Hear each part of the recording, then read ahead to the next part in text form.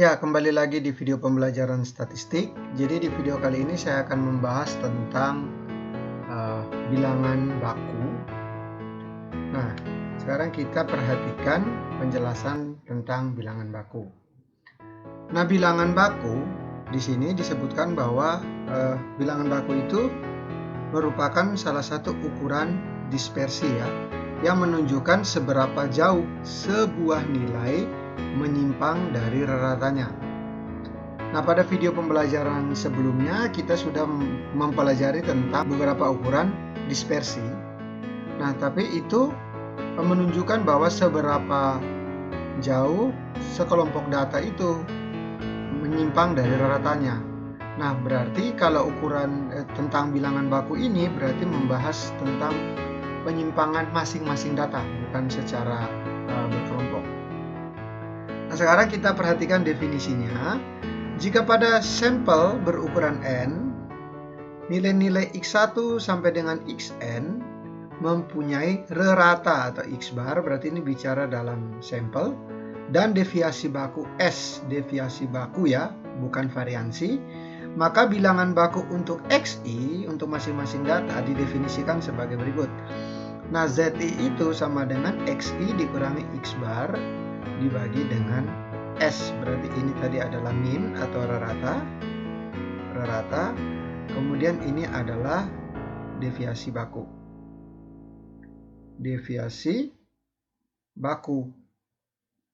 Ya, tapi pada sampel. Berarti nanti ketika kita bicara pada deviasi baku, bilangan baku untuk populasi, nah berarti di sini menggunakan mu dan di sini menggunakan sigma. Kemudian selanjutnya ada teorema yang mana ada untuk Zi ini ada 3. Yang pertama, kalau Zi-nya kurang dari 0, maka pasti Xi-nya itu lebih kecil daripada X bar.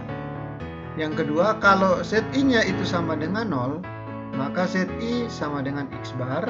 Dan yang terakhir, kalau Zi-nya lebih besar dari 0, berarti datanya itu lebih besar daripada ratanya. Begitu ya. Nah, kemudian teorema berikutnya, jumlahan dari Zi dikuadratkan itu akan sama dengan jumlah data dikurangi dengan 1 ya, atau N dikurangi 1. Kemudian jumlahan dari semua Zi akan sama dengan 0. Nah, untuk lebih jelasnya perhatikan penjelasan selanjutnya. Ya, di sini saya memberikan contoh soal. Nah, skor mahasiswa pada mata kuliah statistika adalah sebagai berikut. Carilah bilangan baku dari masing-masing skor tersebut. Nah, di sini ada 11 data ya. Ada kode mahasiswa dari A sampai K dengan skor masing-masing, yaitu untuk A7 sampai dengan K itu skornya 19. Nah, ini Zi-nya rumusnya seperti yang tadi.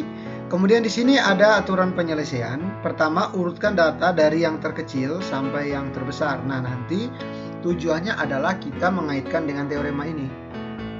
Ya. Oke.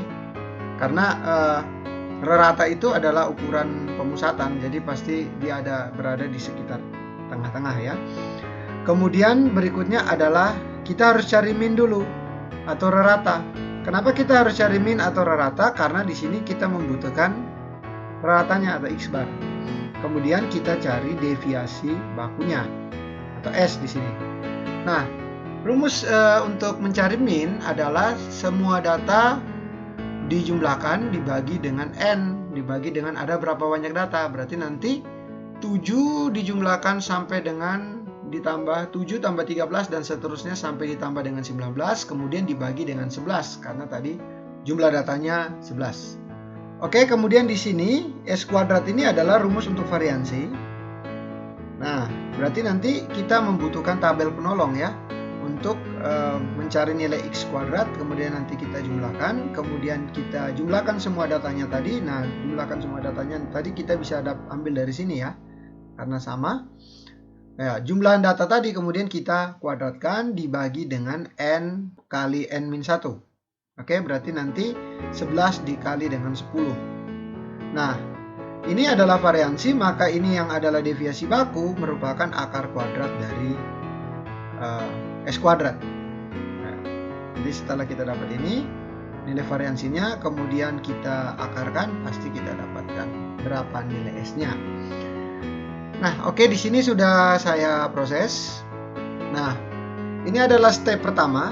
Jadi di sini masing-masing mahasiswa diurutkan nilainya mulai dari terkecil sampai yang terbesar, dan mahasiswa dengan kode C itu memiliki nilai terkecil yaitu 4, nilai terendah yaitu 4. Kemudian mahasiswa dengan kode D itu memiliki nilai tertinggi yaitu 25. Seperti yang telah saya jelaskan sebelumnya, kita perlu untuk mencari X kuadratnya. Maksudnya di sini XI kuadrat ya. Berarti di sini 4 kita kuadratkan 16, 5 kita kuadratkan 25, dan seterusnya sampai 25 kuadrat berarti 625. Nah, kemudian untuk keperluan ini, untuk keperluan sigma X kuadrat, berarti X kuadrat ini kita jumlahkan. Nah, dapatnya adalah 2331. Dan kemudian sigma X, nah, kita jumlahkan dapatnya 143. Nah, karena sigma X-nya itu 143, maka sigma X kuadrat ini adalah 143 kuadrat. Nah, diperoleh ini 20.449. Ketika cari min-nya, tadi sudah saya jelaskan bahwa sigma X ini atau 143 dibagi dengan 11. Nah, diperoleh raratannya adalah 13. Nah, sekarang kita harus menghitung S kuadratnya dulu. Ini adalah rumusnya tadi.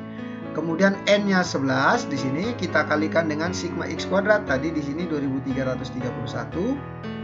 Kemudian kita kurangi dengan 143 kuadrat. Nah, berarti nanti dikurangi dengan 20.449. Nah, ini di sini. Oke.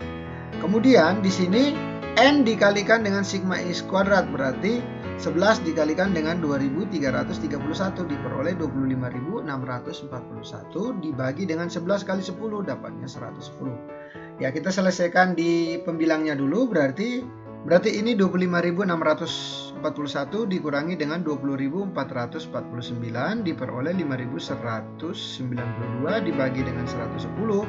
Nah, tapi ini masih dalam nilai S kuadrat. Ini ya, didapat 47,2.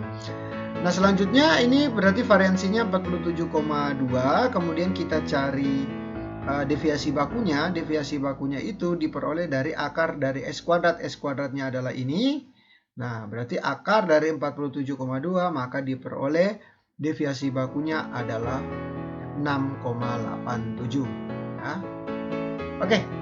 Nah, kita sudah dapat nilai X barnya 13, kemudian deviasi bakunya 6,87, berarti kita tinggal mencari masing-masing bilangan baku dari setiap datanya.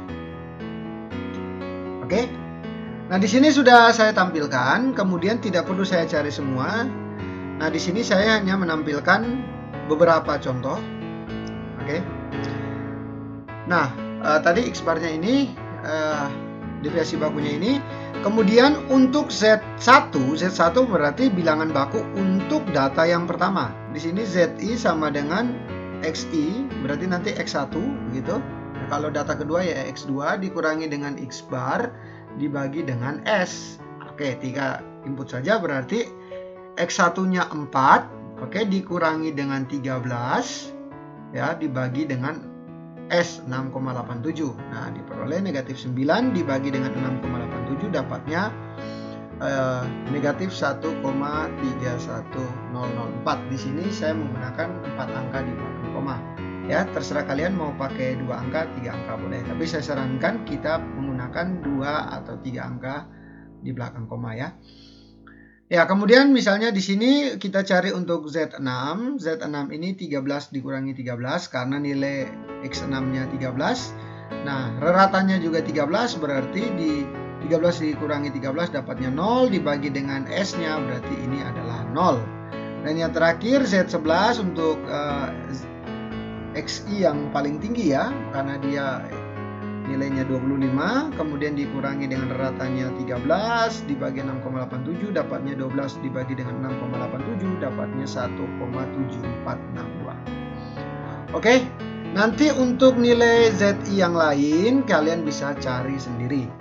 Nah, selanjutnya saya akan menjelaskan bagaimana hubungan antara teorema tadi dengan hasil yang kita cari. Jadi di sini sudah saya pindahkan saja, tapi di sini saya warnai dengan cara yang berbeda ya. Nah, kita perhatikan di sini.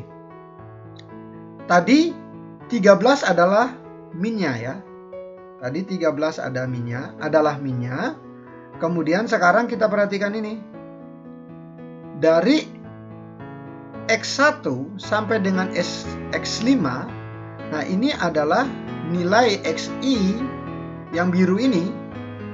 Yang biru ini adalah nilai XI yang kurang dari X bar. Oke. Yang berwarna merah ini nilai XI yang sama dengan X bar 13.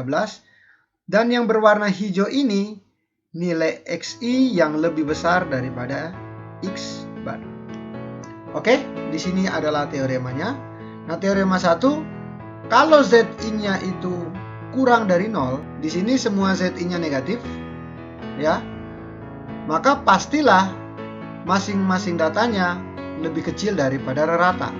Betul ya? Nah, di sini untuk Z6, karena Z6 itu sama dengan ratanya, maka ZI-nya pasti 0. Nah, ini ya. Oke, di sini. Kemudian yang terakhir, kita lihat yang berwarna hijau. Semua ZI-nya itu positif. Karena apa? Karena masing-masing datanya atau XI-nya lebih besar dari rata. Kita lihat ya, karena ratanya 13, berarti dari 14 sampai 25 itu lebih besar nilainya daripada ratanya. Oke, mantap. Nah, ini teorema yang pertama sudah beres. Sekarang kita ke teorema yang kedua. Nah, jumlahan dari ZI kuadrat dari yang pertama sampai yang terakhir, berarti dari Z1 sampai ke Z yang 11, itu kalau dijumlahkan semua hasilnya akan sama dengan N-1. Jadi dari sini sampai di sini dia hasilnya adalah N-1, yaitu 10. Nanti coba kalian jumlahkan sendiri. Tapi di sini sangat bergantung dengan bagaimana teknik pembulatan kita. Memang biasanya kita mendapati bahwa selisihnya kurang sedikit atau lebih sedikit atau bisa saja tepat ya, tepat N-1, karena itu bergantung dari pembulatannya. Jadi kalau semakin bagus pembulatannya, dia akan tepat N-1 seperti itu ya, untuk jumlahan dari semua Z kuadratnya. Kemudian selanjutnya jumlahan dari semua ZI-nya. Nah, di sini ZI. Nah, ini kalau dijumlahkan semua dari negatif 1,31004 sampai dengan 1,74672, ini dijumlahkan semua hasilnya akan sama dengan 0. Nah, berikutnya saya akan menjelaskan tentang bagaimana aplikasi dari bilangan baku atau penerapannya ya. Di sini ada contoh soal, seorang mahasiswa mempunyai nilai 83 pada ujian matematika dan mempunyai nilai 90 pada ujian statistik. Berarti kalau misalnya saya misalkan X itu matematika dan Y itu statistik, berarti nilai dari XI-nya itu adalah 84 dan nilai dari YI untuk statistik adalah 90. Nah, berikutnya rata untuk matematika, berarti X bar yang pertama yaitu 76 dan S-nya sama dengan 10 karena deviasi bakunya 10 ya. Ratanya tadi 76. Kemudian rata untuk kelas statistika itu 82 dengan deviasi baku atau S-nya 16 ya. Berarti di sini X bar-nya itu sama dengan 82 dan S-nya itu sama dengan deviasi bakunya sama dengan 16. Oke? Nah, di sini kita mencari masing-masing bilangan baku untuk masing-masing mata kuliah ya. Jadi untuk matematika berarti kita hitung, berarti ini adalah tadi rumusnya ini ya.